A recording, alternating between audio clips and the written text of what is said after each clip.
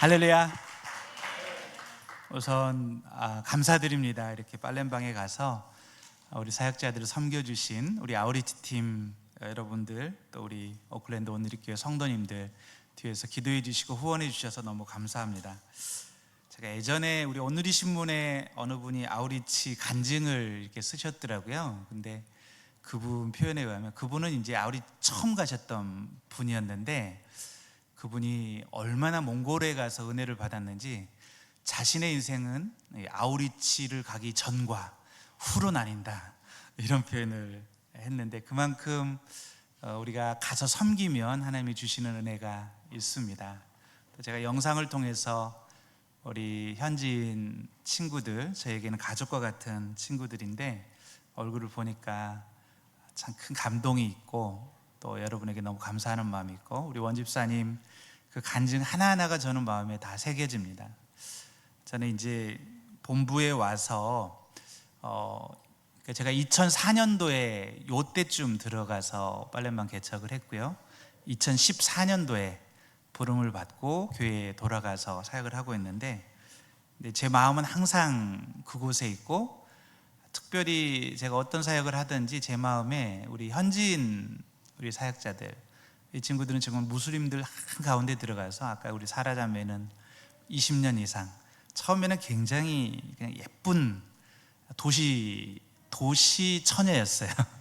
굉장히 똑똑하고 컴퓨터도 잘하고 홈페이지도 잘 만들고 그런 친구였는데, 이제 완전히 20년이 지나서 아직도 싱글인데 저렇게 하나님 앞에 헌신하는 모습 보면서 저는 늘 제가 참 겸손해지고, 저들을 생각하면 저들이야말로 정말 하나님 나라의 보석과 같은 사람들이다, 이런 생각을 하고, 하나님 나라는 어쩌면 알려진 선교사나 이런 사람들에 의해서 보다 무명의 저런 전도자들, 또 사역자들을 통해서 확장되고, 또 하나님은 아까 원집사님 말씀해 주신 대로 저분들 한 분 한 분의 헌신을 얼마나 기쁘게 받고 계실까, 이런 생각을 하면서 저는 늘 겸손한 마음으로 사역을 하게 됩니다. 이번에 와서 우리 오클랜드 온누리교회 여러분들 뵙고 지난 이틀간 Y미션 하면서 저도 참 감사하고 은혜가 있었습니다. 우리 오클랜드 온누리교회 정말 얼마나 하나님이 사랑하시고, 또 이곳에 모이신 여러분들 한 분 한 분이 얼마나 귀한지, 특별히 저는 이제 선교를 섬기는, 온누리교회 선교를 섬기는 사람이기 때문에 선교에 대해서 나눌 수 있어서 너무 감사했습니다. 우리 온누리교회는 처음부터 선교적인 비전 위에 세워졌고, 또 선교적인 비전이 이끌어가고 있고, 그리고 여전히 건강한 선교적 교회를 향해서 나아가고 있습니다. 그래서 저는 오늘 말씀을 통해서 우리가 이 건강한 선교적인 교회가 된다는 것이 어떤 의미가 있는지, 특별히 예수님의 마음속에 이 선교는 어떤 것인지 좀 나누기를 원합니다. 이 건강한 선교적 교회가 되기 위해서는 몇 가지 요소가 필요한 것 같아요. 그러니까 일단은 교회는 몇 가지 기능이 있는데, 첫 번째는 모이는 곳이죠. 예수님이 수고하고 무거운 짐진 모든 사람들아 다 내게로 오라고 그랬습니다. 그러니까 건강한 교회는 이렇게 수고하고 무거운 짐진 성도들이 교회로 나오면, 예수님께로 나오면 정말 무거운 짐이 벗겨지고, 그리고 쉼과 회복과 치유가 일어나는 공동체여야 된다고 믿습니다. 그러니까 교회 리더십들, 그리고 교회는 우리 교회가 그런 교회가 될 수 있도록, 행복한 교회가 될 수 있도록, 그리고 성령님이 늘 살아있는 교회, 그래서 새 가족들이 오면 이곳에서 예수님을 만나고 구원의 감격과 은혜를 누리고, 또 우리 성도님들 지치고 힘들 때마다 교회에 오면 이곳에서 예수님이 주시는 이 생수, 목마른 자들아 다 물로 나오라 그랬잖아요. 그러니까 교회에 나오면 성령의 생수가 넘쳐나서 그 성령의 생수로 우리 영혼이 다시 충만해지고, 깨끗하게 맑은 물로 씻겨지고 영혼이 새 힘을 얻는 그런 공동체가 되어야 된다고 믿습니다. 두 번째, 또 건강한 교회는 우리 성도들이 교회에 와서 잘 준비되고 양육받고 훈련되고 성장하는 교회입니다. 예수님의 사역을 보시면 예수님이 수고하고 무거운 짐진 자들아 다 내게로 오라고도 말씀하셨지만, 예수님은 또 많은 사람들이 모이는 것에만 초점을 맞추시지 않으셨어요. 이재원 목사님도 자주 그런 말씀 하시는데, 교회의 크기는 얼마나 많은 사람들이 모이는가에 달려있지 않습니다. 우리가 잘못 생각하면 우리는 교회가 성장하는 것에 포커싱을 하기 쉽거든요. 더 많은 성도들이 모이는 교회, 더 큰 교회, 더 큰 건물을 가진 교회. 근데 예수님의 사역을 보면 예수님은 때로는 3,000명, 4,000명, 5,000명이 예수님께로 몰려왔잖아요. 수많은 사람들이 예수님을 따랐는데, 예수님은 기도하시고 또 산에 올라가 기도하시고 오히려 그 무리를 피해서 가시기도 하시고, 그러니까 예수님이 그 많은 무리들을 가르치고 먹이시고 하셨지만 어떤 세력을 만들거나 많은 사람들을 모이는 것에서 만족을 얻지 않으셨던 것 같아요. 대신에 예수님이 이제 오늘 본문 말씀에도 출소할 것은 많은데 출소할 일꾼이 적구나. 예수님의 초점은 일꾼을 찾고 일꾼들을 준비시키는 데 있었습니다. 바로 이 본문 다음 10장에 가면 예수님이 12명의 제자들을 뽑으세요. 그래서 귀신을 쫓는 권능을 주시고 파송하시는 장면이 나옵니다. 예수님의 관심과 초점은 사람을 키우는 데 있었어요. 건강한 교회는 사람을 키우는 교회입니다. 그러니까 건강한 교회는 성도님들이 와서 예수님 만나고 기쁘고 문제가 해결받는 데서 끝나는 것이 아니라 그 공동체 안에서 성장하는 거예요. 리더가 되어가고 공동체를 섬기고, 그리고 예수님이 원하시는 일꾼이 되어가는 교회, 일꾼이 키워지는 교회가 건강한 교회입니다. 성경은 교회를 몸에 비유하잖아요. 우리 몸을 보면 쓸모없는 곳이 아무 데도 없습니다.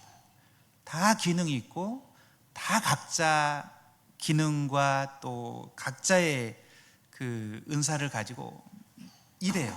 우리 몸은 각자가 다 아주 활발하게 일하고 신진대사가 활발하게 일어나야 건강한 겁니다. 이 중에 하나만 기능을 멈춰도 온몸이 고통을 받죠. 그러니까 교회는 그런 곳이라는 것이죠. 그러니까 교회 성도님 중에 한 분도 필요 없는 분이 없는 거예요. 각자의 은사, 각자의 재능, 각자의 역할이 있고, 각자의 재능과 은사를 가지고 각자의 역할을 감당하는 교회가 건강한 교회고, 또 그것을 더 잘 개발하고 성장하게 하는 교회가 건강한 교회입니다. 사형조 목사님은 온누리교회에서 2001만 비전을 선포하셨죠. 2,000명의 선교사를 파송하고 1만 명의 성도들을 사역자로 일으키는 비전입니다. 대단한 비전이죠.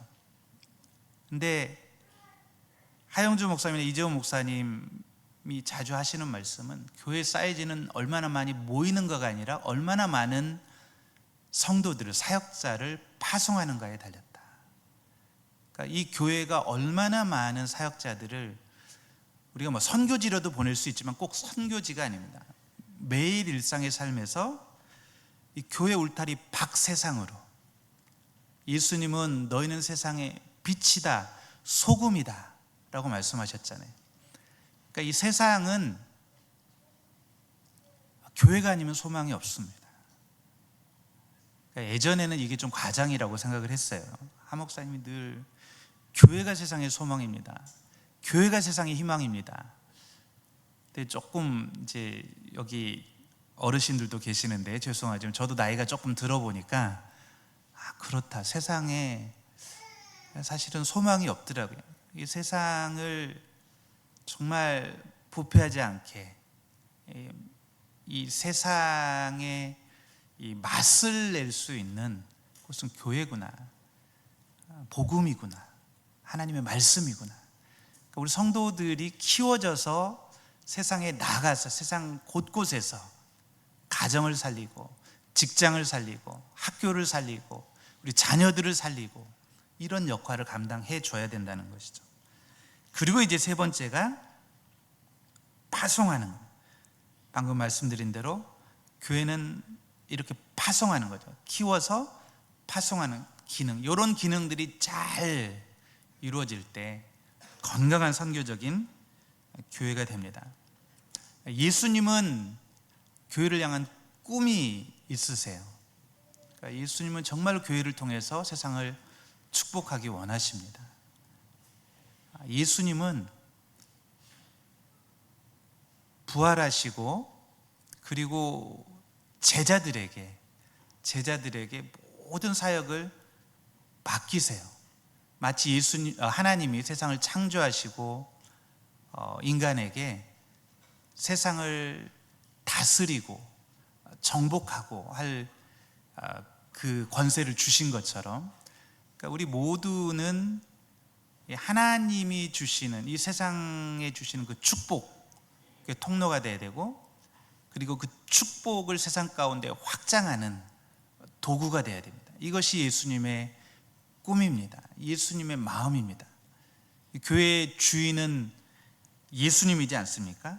예수님이 마태복음 16장에서 이 반석 위에 내 교회를 세우리니 말씀하시죠. 내 교회. 예수님 분명하게 말씀하세요. 이 교회는 내 교회다. 오클랜드 온누리교회는 내 교회다. 이 교회 주인은 저 서울에 있는 이재훈 목사님, 아니면 여기 장로님 처음 시작할 때 이 교회를 위해서 헌신했던 분들 다 하나님께서 귀하게 쓰셨죠. 그렇지만 우리가 늘 기억해야 될 것은 교회 주인은 예수님이다. 목회자도 아니고 우리 성도님들도 아닙니다. 예수님입니다. 예수님 때문에 우리가 모였고, 그렇다면 예수님은 이 교회에 대해서 어떤 마음을 가지고 계시는가, 어떤 꿈을 가지고 계시는가, 교회를 통해서 어떤 일을 하기 원하시는가, 이것을 이해하는 것이 너무나 중요합니다. 우리가 세상에 파송받아 나아갈 때 중요한 것은 예수님의 마음으로, 예수님이 원하시는 일을 위해서 세상 가운데서 하나님의 일들을 감당하는 것이 너무 중요합니다. 그럼 예수님은 이 세상에 대해서 어떤 마음을 가지고 계시는가?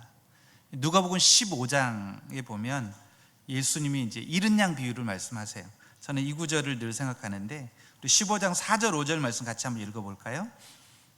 시작. 너희 중에 누가 100마리의 양을 가지고 있었는데 그중 한 마리를 잃어버렸다고 하자.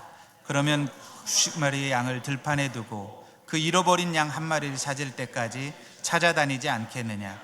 그리고 양을 찾게 되면 기뻐하며 양을 어깨에 메고 집에 와서, 여기까지. 이제 잃은 양 비유 우리가 너무 잘 아는 비유죠. 한 마리의 양을 잃어버렸을 때 99마리의 양을 들판에 두고 그 잃어버린 양을 찾을 때까지 찾지 아니하겠느냐. 여러분 혹시 자녀 잃어버려 보신 적 있으세요? 키우면서 한두 번 있지 않나요? 저만 그런가요? 저는 한 두 번 깜빡하다가 애를 잃어버린 적이 있었어요. 제가 안산에서 사역할 때 은행회를 갔는데 애가 이제 한 서너 살 됐던 것 같아요. 혼자 막 걸어 다닐 수 있을 때. 잠깐 놓고 가서 카운터에 가서 이제 그 일을 보고 있는데 돌아보니까 애가 없어요. 애가 문을 열고 나간 거예요. 그리고 아내하고 놀래가지고 밖에 이제 나왔는데, 그때까지만 해도 있겠지 주변에. 그리고 찾았어요. 근데 안 보이는 거예요. 점점 시간이 5분이 지나고 10분이 지나도 안 보이는 거예요. 이때부터는 아무것도 안 보여요. 정말 우리 아이들을 잃어버릴 수도 있는 거구나. 얘를 다시 못 볼 수도 있구나. 이 생각이 드니까 이제부터는 약간 패닉 상태가 되고, 아내도 그렇고 저도 그렇고 막 뛰어다니기 시작하는 거죠. 막 뛰어다니면서 애를 찾는데 안 보이는 거예요. 앞이 캄캄하고 막 어떻게 해야 될지는 모르겠어요. 그래서 막 경찰서에 연락하고 찾으러 다니는데 몇 시간 지나도 못 찾았어요. 그 시간은 정말 악몽 같은 시간이죠. 근데 다행히 경찰서에서 연락이 왔어요. 갔더니 거기 앉아 있더라고요. 다행히 누가 경찰서로 데려다 놨어요. 주여 감사합니다. 주여 감사합니다. 정말 애를 잃어버린다는 거가 그런 거더라고요. 근데 이 이른 양 비유에서 예수님이 말씀하실 때 그 정도의 마음이 아닐까.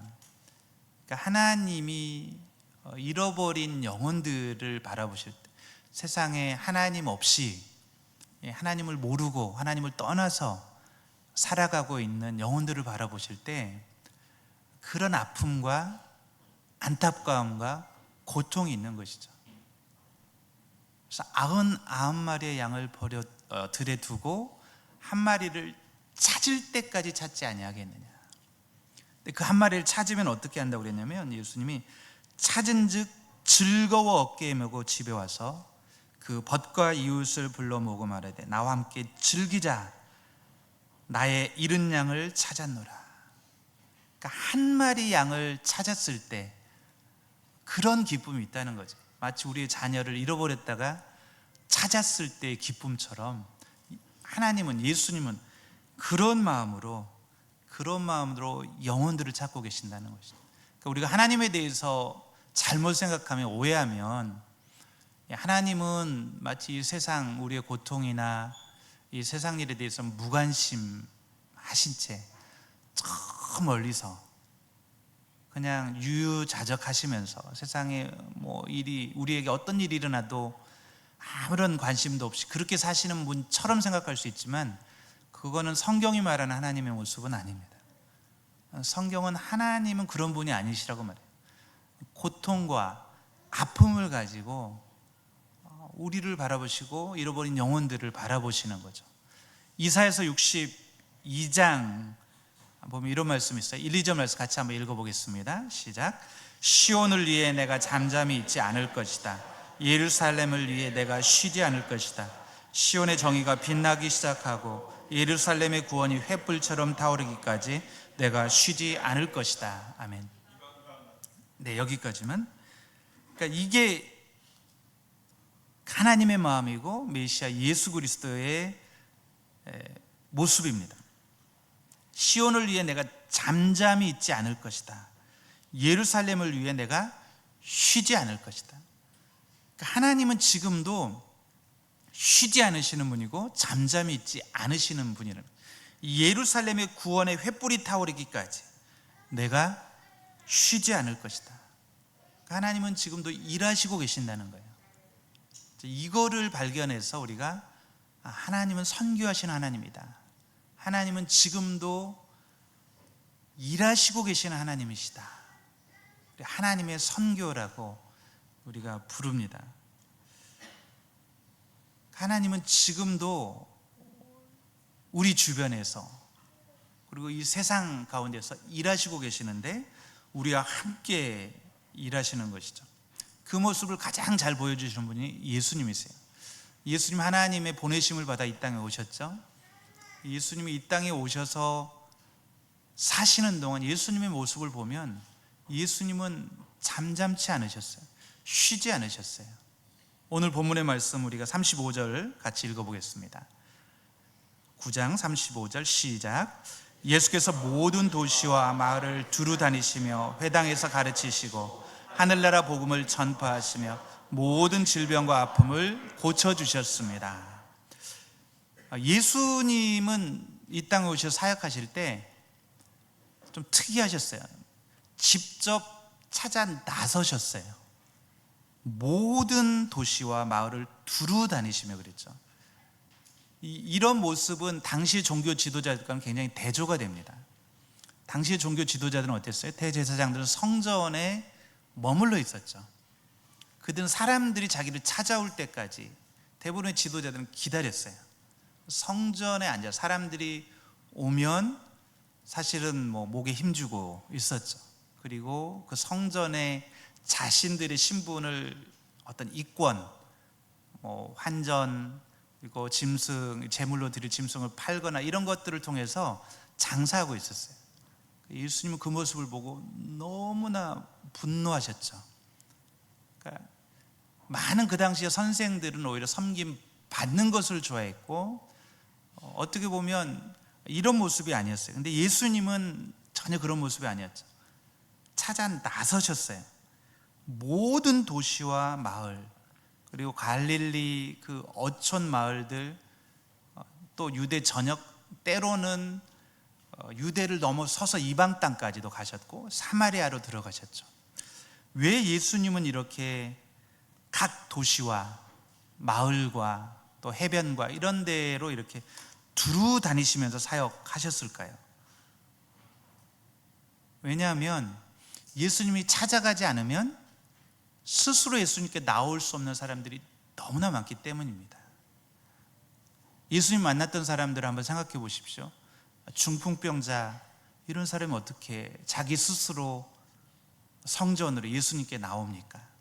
또 죄인들, 세리들, 문둥병자들, 창기들, 이런 사람들이 어떻게 자기들이 스스로 예수님께 나올 수 있겠어요? 사실은 교회도 마찬가지죠. 교회도 문턱이 있습니다. 그러니까 우리가 바라기는 누구나 교회에 다 와서 정말 예수님을 만나고 은혜 받고 구원받는 역사가 있으면 좋겠는데, 스스로 나올 수 없는 사람들이 많이 있습니다. 근데 이런 분들은 우리가 관심을 갖고 의도적으로 찾지 않으면 보이지 않아요. 평소에 우리의 삶에 너무나 우리는 분주하기 때문에, 바쁘기 때문에 그냥 우리는 마치 그런 분들이 안 계신 것처럼, 투명인간처럼 그렇게 살 수 있어요. 근데 어떻게 예수님은 그렇게 찾아 나서시고 그런 사람들을 만나시고 죄인들의 집에 들어가셔서 식사하시고 또 병자들을 고치시고 이렇게 하실 수 있었을까? 우리 36절을 한번 읽어보겠습니다. 시작. 예수께서 무리를 보시고 그들을 불쌍히 여기셨습니다. 그들이 목자 없는 양처럼 시달리고 방황하고 있었기 때문입니다. 아멘. 여기서 보면 예수님이 무리를 보시고 그랬습니다. 그러니까 사실 우리가 눈이 있으니까 다 보죠. 근데 예수님은 그냥 겉모습만을 본 것이 아니라 무리를 보실 때 무리들 내면의 아픔과 고통과 상처와 그들의 절박함을 보셨다는 거예요. 그들의 깊은 부분까지 보시고 예수님 안에 일어났던 감정은 불쌍히 여기셨다. 영어로는 compassion. 그러니까 긍휼히 여기는 마음이 일어나셨어요. 그들의 아픔을 보셨기 때문에, 그들의 고통을 보시고 그들의 절망을 보시고 그들의 절박함을 보셨을 때 예수님의 마음속에 일어나는 감정은 긍휼히 여기는 마음이었어요. 이게 원어로 보면 마치 창자가 끊어지는 듯한 아픔이 일어났다는, 그러니까 하나님이 세상을 바라보실 때 하나님이 느끼는 감정입니다. 사랑 때문에, 긍휼히 여기는 마음 때문에 하나님은 아파하세요. 고통스러워하세요. 그러니까 우리가 계속해서 이제 그 자녀에게 유출해 보면 가장 잘 상상이 되기 때문에, 만약에 그 자녀를 잃어버리고 저는 찾았지만 못 찾았다고 생각해 보십시오. 그러면 밥이 제대로 넘어갈까요? 그죠? 내 자녀가 어딘가에서 지금 고통받고 또 험한 일을 당하거나 막 이럴 것을 생각하면 너무나 이 마음이 고통스럽겠죠. 사랑하기 때문에. 그러니까 그런 마음으로 예수님은 각 마을과 도시와 어촌과 이런 곳을 두루 다니셨던 것이죠. 근데 예수님 사역을 보면 새벽부터 저녁까지, 때로는 밥 먹을 시간도 없이 사역하세요. 제가 이제 어떤 그 예수님에 대한 드라마를 본 적이 있는데 굉장히 인상적이었던 장면이, 끊임없이 병자들이 몰려드는 거예요. 사람들이. 근데 예수님이 계속 그 사람들을 고쳐주시는데, 제자들은 한쪽에서 이제 예수님 끝나기를 기다리면서 자기들끼리 얘기를 하고 있는데, 저녁이 돼서 어두워진 거예요. 제자들은 불 피워놓고 또 있는데 예수님 혼자 계속 사역하시다가 예수님이 마지막에 이제 들어오시는 제자들이 예수님 끝나셨어요? 그러니까 예수님이 웃으면서 끝났어 그러면서 예수님 그 텐트로 들어가는데 그냥 완전히 지친 모습으로 들어가면서 기도를 한마디 하시고 그냥 풀썩 쓰러지는, 그게 굉장히 제 기억에 남아요. 그 장면이 어떻게 그렇게 그런 장면을 만들었을까. 근데 이제 저희도 사역을 하다 보면 지칠 때가 좀 있거든요. 목회자가 꽤 바쁩니다. 저희도 저희도 꽤 바쁜데 저는 늘 그 장면을 생각을 해요. 예수님도 그렇게 사역하셨는데, 예수님이 사실은 좀 그 중간에 오늘 영업 끝 할 수도 있잖아요. 뉴질랜드 한 3시면 끝난다면서요. 2시. 그러니까 오늘 영업 끝 그러고 내일 오라고 그럴 수도 있는데, 예수님은 아침부터 저녁까지 밥 먹을 시간도 없이 섬기시고 고치시고 사랑 때문에 그렇게 한 거죠. 한 영혼이라도 더 섬기려고 그렇게 한 거죠. 긍휼히 여기는 마음 때문에 그렇게 하셨습니다. 이게 예수님의 마음이라는 거죠. 한 영혼 한 영혼의 아픔과 고통을 치료해 주시기 원하시고 그들의 구원의 복음을 전하기 원하시고, 그런 마음으로 예수님은 사역하시고, 사실은 제자들에게 모범을 보여주신 거죠. 제자들에게 가르치신 거죠. 이렇게 사역하라고. 앉아서 기다리지 말고 찾아가라고, 가서 만나라고, 스스로 올 수 없는 사람들 찾아가서 만나라고. 그리고 예수님께서 부활하신 다음에 제자들에게 명령하셨죠. 그러므로 너희도 가서 모든 족속으로 제자를 삼아 아버지와 아들과 성령의 이름으로 세례를 주고 내가 너에게 가르쳐 본 바 모든 것을 지키게 해라. 그러므로 너희는 가서, 이제 가는 영성, 이게 선교 영성입니다. 오늘의 교회가 많이 강조하는 그 하목사님 꼭 외치면 설교했던 그 장면, 영상에서 여러 번 나와가지고 저도 이게 귀에 생생한데, 꼭 하시는 장면, 가라는 거예요. 가면 새로운 일들을 경험하고 이전에 보지 못했던 사람들을 만나게 됩니다. 그래서 아우리치를 가신 분들이 다 바쁘고 또 뭐 여러 가지 아우리치를 가기 위해 준비해야 될 것들이 많잖아요. 근데 헌신이거든요. 근데 가시게 되면 새로운 것들을 경험하잖아요. 영적으로 우리가 나가서 섬겨보면 우리에게 축복이에요. 선교는 사실은 행복한 거고 축복입니다. 제가 어제 와이미션 할 때 제 얘기를 좀 했는데 또 못 들으신 분들이 있으니까 좀 제 얘기를 하겠습니다. 제가 이제 대학교 1학년 때 선교사로 헌신했거든요. 그리고 저는 선교사가 되는 것만을 바라보면서 내 인생에 정말 예수님 만나고 나니까 더 이상 아까운 것도 없고 주님 복음을 위해서 저는 제 삶을 드리겠습니다, 이런 마음으로. 근데 저는 해외로 나가는 선교사만을 꿈꿨어요. 해외로 나가는 거. 그래서 이제 신대원 들어가고 교회에서 교육전도사를 한 2년 중고등부 전도사를 했는데 사실은 행복했어요. 첫 그 사역이었기 때문에 굉장히 애들 한 명 한 명을 사랑했던 것 같아요.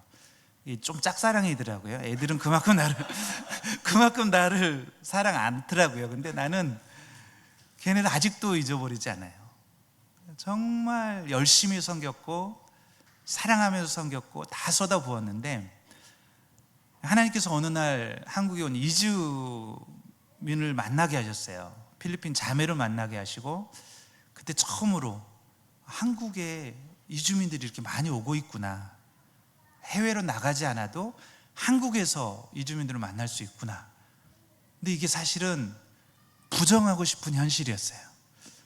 그러니까 나는 선교사로 헌신을 해서 해외로 나가서 많은 분들의 후원과 기도와 이렇게 지지와 이런 거를 받으면서 내가 사역하고 싶었는데, 그 당시에 한국 외국인, 그때는 이제 이주민이라는 표현도 안 쓰고 외국인 노동자 사역은 이렇게 공단 같은 곳에서 막 인권 사역하시는 분들, 긍휼 사역하시는 분들이 상당히 열악하게 하고 있었고, 조사를 좀 해보니까 그렇더라고요. 하나님은 마음에 계속 부담을 주시는 거예요.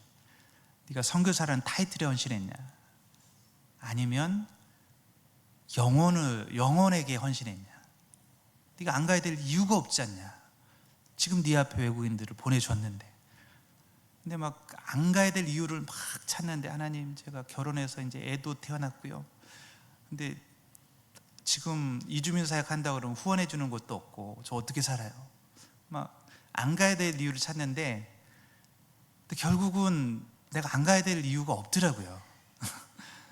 근데 정말 싫었는데 하나님이 계속 마음에 부담을 주셔서 갑니다, 가요, 뭐 이러고 이런 마음으로. 그래서 이제 교회 사임을 하고 안산으로 갔습니다. 안산 원곡동이라는 곳이 그 당시에도 이주민들이 아주 막 몰려오는 곳이었는데, 근데 처음에 뭐 어떤 기대감을 갖고 가거나 내가 거기서 뭐 사역을 막 한다 이런 마음보다는 아까 정말로 하나님 앞에 항복하는 마음으로 갑니다, 제가 공단에서 평생 살려고 하면 살겠습니다. 태어나서 가본 적이 없거든요. 사실 공단 이런 데는 좀 낯설었는데, 근데 그곳에서 만났던 우리 인도네시아 친구들, 사실 여러분도 섬겼던 그 아르놀이 그때 만나 98년도 가서 인도네시아 친구들을 만났는데, 같이 예배 드리는데 처음에는 인도네시아 말도 못했죠. 예배만 드리면 눈물이 나는 거예요. 눈물이 나는 거예요. 그리고 그 친구들하고 정말 거의 뭐 가족이 됐죠. 실제로 뭐 형제고, 또 하나님이 참 은혜를 많이 주셨어요. 그래서 예배 드릴 때, 수련회 할 때 정말 많은 친구들이 은혜 받고 변화되고 회개하고, 저부터가 아까 우리 원집사님 그 마음 저한테도 부어주셔서 정말 그들을 바라볼 때 내 안에 깊은 아픔, 그러니까 그들이 뭐 겉으로 불쌍하다 이게 아니라 그 영혼 안에 예수님 없는 모습을 볼 때 너무나 아픈 거예요. 안타까운 거예요. 그래서 많이 울었던 것 같아요. 근데 그때 변화됐던 친구들이 지금도 이제 목사가 돼서 수원에서 지금 목회를 잘하고 있고 이어받아서, 또 한 친구는 평택, 또 음성, 천안 세 군데를 개척해서 또 목회하고 있고, 우리 아르놀과 같은 친구는 지금 20년 이상을 저렇게 사역자로 같이 살고 있고, 인도네시아에 들어와 사역하는 많은 친구들이 있습니다. 무슨 얘기를 하고 싶냐면, 하나님께서 가라고 할 때 참 우리 마음에 두려움이 있어요. 지금 내가 가지고 있는 것들을 왠지 포기해야 될 것 같고, 내려놔야 될 것 같고, 그리고 사실은 낯설죠. 그러니까 우리 삶의 안전지대, 세이프 존에 우리는 머물고 싶은 마음이 있어요, 누구나. 이거를 벗어나면 어떻게 되지 않을까? 사실 별거 아닌데, 이게 우리가 가지고 있는 게 별게 아닌데 이거 놔버리면 큰일 날 것 같은 마음에 두려움이 있죠. 근데 순종해서 가면 완전히 새로운 하나님을 경험하게 됩니다. 아멘.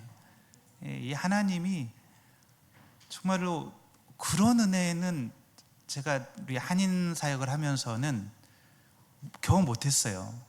인도네시아 말도 서툰데, 제가 인도네시아 말을 4개월 배웠거든요. 나중에 안 되겠더라고요. 그래서 잠깐 아내한테 양해를 구하고 잠깐 가서 배워가지고 왔어요. 근데 그 얼마 더듬더듬 설교를 했겠어요. 근데 수련회를 하는데 하나님이 은혜를 부어 주시는 거예요. 눈물을 주시는 거예요. 이건 하나님이 하시는 거죠. 그러니까 정말 저는 믿습니다. 성령이 너희에게 임하시면 너희가 권능을 받고, 아멘. 그러니까 우리가 하는 것이 아니라 하나님이 하시는 거예요. 특별한 은혜들을 부어주십니다. 우리가 순종해서 갈 때 특별한 은혜들을 부어주십니다. 저는 여러분들에게 정말로 권면하고 싶어요. 아우리치 이번 또 12월 달에 한번 참가해 보십시오. 순종해서 가면 거기 은혜가 있어요. 이전에 제가 이 세이프존에서 경험해 보지 못했던 은혜가 있고, 우리의 신앙이 한 단계 점프합니다. 새로운 하나님을 만나게 되고, 새로운 하나님을 경험하게 되고, 살아계신 하나님, 그래서 그 어느 분 고백할 것처럼 내 인생은 아우리치를 가기 전과 후로 나뉜다 이런 것처럼. 근데 매 순간이 그런 것 같아요. 하나님께서 말씀하실 때 순종해서 가면 그곳에서 일하고 계신 하나님을 만나게 됩니다. 예수님 말씀하세요. 37절 8절 다시 한번 읽어볼까요? 시작. 그때 예수께서 제자들에게 말씀하셨습니다. 추수할 것은 많은데 일꾼인 적구나. 그러므로 추수할 주인에게 추수할 들판으로 일꾼을 보내달라고 요청하라. 아멘. 추수할 것은 많은데, 이게 하나님의 마음이고 예수님의 마음이에요. 세상에 정말 가난해진 영혼들, 절실하게 복음이 필요한 영혼들, 하나님이 필요한 영혼들이 너무너무 많습니다. 너무너무 많습니다. 추수할 것은 많은데 문제는 뭐예요? 일꾼이 적구나. 크리스찬들은 많은데 일꾼이 적은 거예요. 준비된 일꾼이 없는 거예요. 이렇게까지 표현하면 좀 그러죠. 선교사는 많은데 준비된 선교사가 적은 거예요. 그래서 예수님이 기도하라고 그러시죠. 추수할 주인에게 추수할 들판으로 일꾼을 보내달라고 요청하라. 또 요한복음 4장 35절에서는 너희는 넉 달이 더 지나야 추수할 때가 된다고 말하지 않느냐? 그러나 나는 너희에게 말한다. 눈을 들어 들판을 봐라. 이미 곡식이 익어 추수할 때가 됐다. 이 눈을 들어가 open your eyes. 눈을 떠서. 아까 제가 말했죠? 우리가 무관심하면 보이지 않아요. 근데 하나님의 마음을 품으면 보입니다. 문제는 우리가 눈을 뜨지 못하기 때문에 그 영혼들이 보이지 않는 거죠. 하영조 목사님이 했던 말이에요. 사랑하면 보입니다. 사랑하면 보입니다. 우리가 예수님의 마음을 품고 보면 세상은 추수할 영혼들로 가득합니다. 자, 이제 온누리교회가 선교하는 교회 77개국에 약 880명의 선교사님들이 지금 활동하고 있습니다. 제가 선교본부장으로 섬기면서 가장 감사하고 정말 이렇게 감동이 되는 때는 우리 선교사님들이 없는 지역에 선교사님들을 보내서 그분들을 통해서 이 추수의 소식들을 들을 때 참 감동이 돼요. 그분들이 안 갔다면 어떻게 됐을까? 그분들이 안 갔다면 고생스럽죠. 힘들죠. 근데 레바논에 우리가 선교사님을 보냈어요. 근데 시리아 난민들이 레바논에 와가지고 오도 가도 못하고 베카벨리라는 곳에 머물러 있습니다. 수만 명이. 제가 가서 보니까 여기는 휘어져 추수하게 된 밭이에요. 그래서 선교사님들을 설득하고 막 파송하기 시작했습니다. 그분들을 통해서 놀라운 일들이 일어나는 거예요. 이슬람이 중동 한가운데서 예수님을 믿고 변화되는 역사가 일어나는 거예요. 이건 기적입니다, 여러분. 아멘. 2000년이 아니죠. 그 이슬람이 생긴 이후로 1400년 이상의 역사 속에 중동이 저렇게 열린 적은 없었어요. 근데 이미 열렸고 이미 추수할 때가 됐는데 만약에 추수할 일꾼들이 없어 추수하지 못한다면 얼마나 안타깝습니까? 근데 추수할 일꾼을 보냈더니 어려움은 있지만 그들 가운데 그들이 처음으로 복음을 듣고 처음에 핍박하던 가족들이 변화되고 회개하고 믿음의 공동체가 생기고 예배 공동체가 생기고 이런 일들이 일어나는 거죠. 선교사님들이 가지 않았다면 아무런 일도 일어나지 않는 거예요. 누군가 가지 않았다면 전혀 변하지 않을 땅입니다. 선교사님들이 갔기 때문에 그런 변화들이 일어나고 교회가 만들어지는 거죠. 우리 한국 교회 역사를 제가 Y미션에서 강의했는데 한국에 140년 전에 선교사님들이 안 왔다면 한국은 여전히 어둠과 영적인 그 어둠 속에서 그냥 하나님 없이 방황하고 있었을 거예요. 희망이 없는 민족으로 남았을 거예요. 그런데 청년들 20대 그 미국에 카나다에 호주에 가장 막 대학을 막 졸업하고 인생이 피어날 그 나이의 청년들이 헌신의 상국에 왔기 때문에 그들 중에는 와서 2년 만에 죽은 사람들도 있었고 5년 만에 죽은 사람도 있었고 10년 지나 죽은 사람도 있었고 자녀들을 데리고 왔는데 오자마자 죽은 자녀들도 있었고, 근데 그들이 그럼에도 불구하고 한국을 사랑하고 복음의 씨앗을 뿌렸기 때문에 마침내 아주 굳게 닫혔던 한국 사람들의 마음이 열리고 복음을 받아들이고 부흥을 경험하게 되고, 그리고 오늘날 우리가 누리는 이런 영적인 축복을 받는 나라로 변화된 것이죠. 누군가 갔기 때문에 이루어진 일입니다. 하나님이 교회를 세우신 목적은 이렇게 하나님은 세상을 축복하기 위해서입니다. 그러기 위해서는 우리가 함께 모여서 예배하고 우리가 먼저 이 하나님을 누리는 행복한 공동체가 돼야 되고, 그리고 교회는 사람을 키우고 훈련하고 그리고 파송하는 공동체가 돼야 됩니다. 저는 오클랜드 온누리교회가 이 선교에 가장 앞장서서 이곳에서 저는 선교사님들 나왔으면 좋겠어요. 어제 조정우 목사님 막 선포하시더라고요. 저는 모르겠어요. 책임은 이제 목사님 지시는 거고. 예, 근데 우리 오클랜드 온누리교회 선교사님 나와야 됩니다. 나와야 됩니다.